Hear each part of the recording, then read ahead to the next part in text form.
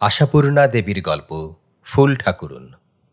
ফুল ঠাকুরুনের আসল নাম ফুলেশ্বরী কি ফুলকুমারী অথবা আর কিছু, সে কথা কেউ জানেও না, সে নিয়ে মাথাও ঘামায় না। ফুল ঠাকুরুন, যার নামে বাঘে গরুতে এক ঘাটে জল খায়, যাকে ঘাটে পথে আসতে দেখলে পাড়ার অতি দুর্দান্ত ছেলেরাও একটু সরে দাঁড়ায়।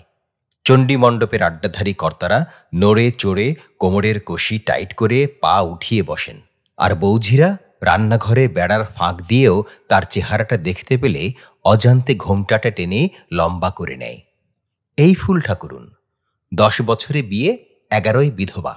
তদবধি ঠাকুমা পিসির সঙ্গে নির্জলা একাদশী করে এসেছেন, তাদের চালেই চলে এসেছেন।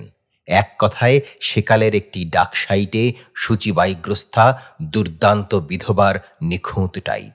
সুচিতার জন্য ফুল ঠাকুরুন 7খানা গ্রামের মধ্যে বিখ্যাত। বাইরে তার পুকুর আলাদা, বাড়িতে তার মহল আলাদা। ঠাকুরুনের বাপ বেঁচে থাকতেই মেয়ের এই আলাদা মহলের ব্যবস্থা করে দিয়ে গেছেন। ফুল ঠাকুরুন কখনো সুতি থান পরেন না, সর্বদাই মটকা তসর কেটে। সেগুলো ফুটাফাটা হয়ে গেলে রাত্রে শোবার ব্যবহারে লাগে। সেসব কাপড় জীবনে সাবান মাখতে পায় না। রিঠে আর সাজিমাটি তাদের শেষ প্রসাধন। একবেলা একবার হবিষ্যান্ন, রাত্রে একটু ফল আর মধু। চিনি গুড়ের মতো অসুচি জিনিস ফুল ঠাকুরুনের ভোগে লাগে না। অসুচি নয় তো কি, সত্যি কি জাতে পাক করে না? ফুল ঠাকুরুনের কাছে একটি মাত্র লোকের প্রশ্রয় আছে, সে হচ্ছে তার ছোট ভাইজি দুর্গা। দুর্গার বয়সের পক্ষে অবশ্য তার নামটা সেকেলে। নামকরণের সময় দুর্গার মায়ের ছিল সকরুণ আপত্তি, কিন্তু ফুল ঠাকুরুন রায় দিয়েছিলেন, আমার বাপের ভিটে আমার দেওয়া নামই বহাল থাকবে। যে তাতে রাজি নয় সে মেয়ে নিয়ে নিজের বাপের ঘরে থাকুক গে। অগত্যা দুর্গা নামই বহাল। দুর্গা ইদানিং বড় হয়ে তর্ক তোলে পিসির সঙ্গে। আচ্ছা পিসি, ঠাকুর যে চিনির সন্দেশ খান, গুড়ের বাতাসা খান। পিসি তাচ্ছিল্য ভরে বলেন, খাগ্গে, লুভিষ্ঠে দশা, যে যা দেয় খেয়ে মরেন। আর এই যে তুমি ঠাকুরের পেশাদ খেলে না, তাতে তোমার পাপ হলো না? পাপ আবার কিসের লা? চরণ তুলসী খাই না দুবেলা? মন্ডা মেঠাই দিয়ে ঠাকুরের ভোগ সাজানো তো শুধু মানুষের জিভের লালস মেটাতে। ঠাকুর কি বলেছে সকাল থেকে উঠে খালি আমার 52 ভোগের জোগাড় করো? দুর্গাও ছাড়বার পাত্রী নয়, সে ফুল ঠাকুরুনেরই ভাইঝি। সে বলে, পৃথিবী শুদ্ধ লোক কি না করছে, হাতে করে বিষ খাচ্ছে, হাতে করে আগুন খাচ্ছে, আমাকেও খেতে হবে তাই? নিরক্ষর ফুল ঠাকুরুন। ওর নামে রাখা কোম্পানির কাগজের সুদের টাকা মনি অর্ডার এলেই টিপসই করে টাকা নেন। তিনি সারা পৃথিবীর সমগ্র মানব সমাজের বেকুবির উদাহরণ দিয়ে নস্যাৎ করে দেন তাদের। মনি অর্ডারের ওই টাকার ব্যাপারেও একটা মজা আছে। 3 মাস অন্তর 12টা করে টাকা। পিয়ন রামেশ্বর জানে যে কোনো উপায়ে ও টাকাটা তাকে কাগজের নোট থেকে রৌপ্য মুদ্রায় পরিণত করে তবে ফুল ঠাকুরুনের কাছে নিয়ে যেতে হবে। কাগজের নোট ফুল ঠাকুরুন করে আঙ্গুল দিয়েও ছোন না। রূপোর টাকা দাওয়ায় ফেলিয়ে গঙ্গা জল দিয়ে ধুয়ে নেন। কিন্তু সে যাক, ফুল ঠাকুরুনের সমস্ত আচরণের ফিরিস্তি দিতে গেলে তো অষ্টাদশ পর্বেও কুলোবে না। তবে আন্দাজ করা যাচ্ছে ফুল ঠাকুরুন এই। সেই ফুল ঠাকুরুনের বাড়িতে এক বিপত্তি। রাতে গেছে দারুণ জলঝড়। ঘরের ছাদ নেমে আসে এমন অবস্থা। কত গাছ পড়ল, কত গরু ছাগল মরল, তার ইয়ত্তা নেই। ভোরের দিকে একটু ছেড়েছে। ফুল ঠাকুরুন ঘুম থেকে উঠে বাড়ির কোথায় কি ক্ষতি অপচয় হয়েছে তারই তদারক করতে করতে বাগানের দিকে যাবার দরজার কাছে এসে থমকে দাঁড়ালেন। ফুল ঠাকুরুনের সারা বছরের কাঠ ঘুঁটে রাখতে ছোট মতো একটা চালা আছে, বিশুদ্ধ ঘুঁটে কাঠ।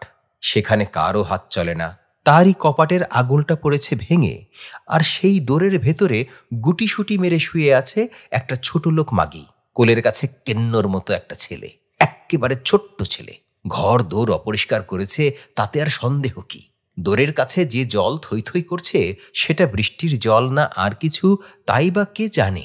রাগে আপদ মস্তক জ্বলে গেল ফুল ঠাকুরুনের। এ কি স্পর্ধা! মরতে আর জায়গা পেল না। ক্রুদ্ধস্বরে হাঁক দিলেন, এই এই মাগি, কে তুই? ধড়ফড় করে উঠে বসে মেয়ে লোকটা। ছেঁড়া আঁচলের কোনটুকু টেনে ছেলের গায়ে ঢাকা দিতে দিতে ফ্যাল ফ্যাল করে তাকায়। হয়েছে, আর গুছিয়ে গাছিয়ে ছেলেকে শোয়াতে হবে না। বলি, কে তুই? মেয়েটা কেঁদে ফেলে দেহাতি টানে যা বলে তার অর্থ সে নিতান্ত দুঃখিনী, তিন কুলে কেউ নেই, ক্ষেত খামারে উঞ্ছবৃত্তি করে পেটটা চালায়। কাল দলের সঙ্গে বেরিয়েছিল, হঠাৎ ঝড় ওঠায় এলোমেলো হয়ে ছিটকে পথ হারিয়ে ফেলেছে। বড় দুঃখিনী সে, নাম ক্ষুদুরমা। ফুল ঠাকুরুন বিরক্ত স্বরে বলেন, দুঃখী? সে কথা কি আবার ঢেঁড়া পিটিয়ে জানাবি নাকি? চোখে দেখতে পাচ্ছি না? বলি তিন কুলে কেউ নেই তো ওই ছেলে কার লা হারামজাদি? ক্ষুদুরমা আবার একচোট কাঁদে। ওই আমার ক্ষুদুর চেন্ন মা ঠাউন, এই সত্যিরে জ্বর বেকারে গেল ক্ষুদু, ছেলেটাকে আমিই বুকে করে। ফুল ঠাকুরুনের ভুরুর কুঞ্চনটি কিঞ্চিত মসৃণ হয়, কিন্তু কণ্ঠস্বর মসৃণ হয় না। বিকৃত কণ্ঠে বলেন, কেন, ওর বাপ নেই, জামাই? এই বসেকে আবার বিয়ে করেছে মা ঠাউন। মাথা কিনেছে বলে আপনি ভাত খেতে পায় না, শঙ্করাকে ডাকে। এখানে থাকা টাকা চলবে না বাপু, পথ দেখো গে। এই বাদলা বৃষ্টিতে কই যাই মা ঠাউন? আকাশ দেবতার চেহারাখানা দেখতেছ? আজকের দিনমানটা এক ফোঁটা আশ্রয় দাও। দিনমানটা দেব, আর রাত্রির কালটা কোথায় যাবি রে মাগি? তখন নড়তে চাইবি? যা যা, ও সব আদিক্ষেতা চলবে না। পাড়ায় আরও ঢের মেলেচ্ছ বাড়ি আছে, সেখানে যা।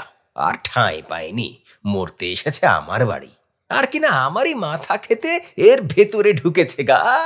এই বর্ষায় সারা বছরের ঘুটে কাঠ মজুদ ছিল, ছিষ্টি গেল, ছিষ্টি গেল। ক্ষুদুর মা শঙ্কিতভাবে বলে, আমি তো ওদিকে যাইনি মা ঠাউন, শুধু এই দুয়ারের খোলটুকুনের মধ্যে। থাম থাম, ওই চৌকার ডিঙোলে আমার সব যায়। এ কি তোদের মতো ছোট লোকের ঘর? শোন, ভালো চাস তো বিদেয় হ, আর কোথাও গিয়ে থাকবে। দুপুরে বরং এখানে এসে দুমুঠো ভাত গিলে যাস। গিলে আর যেতে হবে না, একখানা মাটির শানকি ফানকিতে দেব, বাইরে কোন চুলোয় নিয়ে গিয়ে খাবি। কোথাকার পাপ কোথায় মরতে এসেছে। হ্যাঁ, এই রকমই সভ্য মার্জিত ভাষা ফুল ঠাকুরুনের। আজীবন এই ভাষাতেই কথা কইতে অভ্যস্ত তিনি। ক্ষুদুরমা আর ভরসা পায় না, ছেলেটাকে তুলে নিয়ে উঠে দাঁড়ায়। তবু আবার বিনীত কণ্ঠে শেষ আবেদন জানায়, একটা বেলাও যদি আশ্রয় দেন, ঘরে ঢুকবো নি, এই স্যাঁচের কোলে পড়ে থাকবো। জ্বরে কাঠ ফাটতেছে ছোড়াটা। ফুল ঠাকুরুন এক মুহূর্ত চুপ করে থেকে তিক্ত স্বরে বলেন, আচ্ছা নেই আকড়া মাগি তো, সকালবেলা কি পাপ, থাকবি তো এই একটা বেলায় থাকবি, সন্ধ্যের আগে বিদেয় হবি, রাতে ফাতে থাকা চলবে না। তাই তাই কোথায় তাহলে সাওয়ালটাকে শোয়া করাবো মা ঠাউন? কোথায় আর, আমার মাথায়। ঘরটার দফা তো খেয়েছিস, থাক ওখানেই থাক। ইত্যবসরে ছোট ভাজ এসে পিছনে দাঁড়িয়েছে এবং ব্যাপারটা হৃদয়ঙ্গম করে কাঠ হয়ে চুপ করে আছে। ফুল ঠাকুরুন ঘুরে দাঁড়িয়ে বললেন, শুনলি তো ছোট বউ, আবদার দেখছিস? নাও এখন ওর গোষ্ঠীর পিণ্ডি রাধো। বলে ছোড়াটার নাকি আবার জ্বর হয়েছে। মিছে কথা, মায়া কাড়ানোর ছল। মরুগ্গে, দুধ যখন জাল দিবি মাটির ভাঁড়ে করে এক ফোঁটা দিয়ে যাস। দুগ্গা দুগ্গা দুগ্গা দুগ্গা। এই দুগ্গা ভাইজি দুগ্গা নয়, দেবী দুর্গা। এক বেলা বলে তিন বেলা, বৃষ্টির বিরাম নেই। নিচু চালা, ধারটা 1.5 হাত বাড়ানো, তবু দরজার কাছে জলের ছাট ঢোকে। নিরুপায় ক্ষুদুর মা ফুল ঠাকুরুনের অসাক্ষাতে দুগ্গার কাছে 4টি খড় চেয়ে নিয়ে নাতির বিছানার স্বাদ মিটিয়েছে। ঢুকেও যেতে হয়েছে একটু ভিতর দিকে। ঘাট থেকে স্নান সেরে ভিজে কাপড়ে ডিঙিয়ে ডিঙিয়ে আসতে ঘরের দরজায় উঁকি দিলেন ফুল ঠাকুরুন। দেখেই দাঁড়িয়ে পড়লেন। জলে থই থই করছে দোরের সামনেটা। একটা কাদার গর্ত সৃষ্টি হয়েছে বললেই হয়। ডিঙোনোর চেষ্টা বৃথা। ছেলেটাকে একলা ফেলে গেছে কোথায় মাগি? ঘাটে মাঠে নিশ্চয়ই। কোন কালে আসবে কে জানে। আক্কেল দেখো, আদিক্ষেতা করে বলা হচ্ছে আজ 3 দিন ছেলে জ্বরে কাঠ ফাটছে। সত্যিই বটে, ঘুমোচ্ছে যেন মরা, অথচ শোয়ানোর কি ছিরি। ভেজে ঢোল 4টি খড়ের উপর একটু ময়লা কানি পেতে শুয়েছে। গায়ের ঢাকাও তদ্রূপ, একখানা কাঁথাও জোটে নাগা। তবু এসব ঘরে মা ষষ্ঠীর দয়ার বিরাম নেই। গলায় দড়ি। নিঃশব্দে সরে এলেন ফুল ঠাকুরুন। এসে চুপি চুপি ঢুকলেন নিজের শোবার ঘরে। ছেঁড়া ছেঁড়া মতো কেটে কাপড় একখানা রয়েছে, র্যাপারের টুকরো রয়েছে তোরঙ্গের উপর ঢাকা দেওয়া। বালিশ না কচু, ভারী রাজপুত্র এসেছেন। মরুগ্গে, এই পাটালি যেন পাতলা বালিশটা প্রায় ছিঁড়েই এসেছে। বদলাবোই করছিলেন। দিয়ে দেওয়া যা কাপড়টাকে। জিনিস কটা তুলে নিয়ে চুপি চুপি উঠোনে নামেন ফুল ঠাকুরুন। এগিয়ে যান ঘুঁটের ঘরের দিকে। ধীরে ধীরে সন্তর্পণে ছেলেটাকে তুলেন। পাছে কেঁদে উঠে পাড়া রাষ্ট্র করে। গুছিয়ে শুইয়ে দিয়ে বেরিয়ে এসে ঘরের দরজাটা ভেজিয়ে দিয়ে এদিক ওদিক তাকান। কেউ দেখে ফেলেনি তো? না, ভগবানের দয়া। আরেকবার স্নান করতে ঘাটে যেতে হবে। দ্বিতীয়বারের স্নানের কারণ কেউ জিজ্ঞাসা করলে উত্তরটা কি দেবেন তাই ভাজতে ভাজতে এগুতে থাকেন ফুল ঠাকুরুন।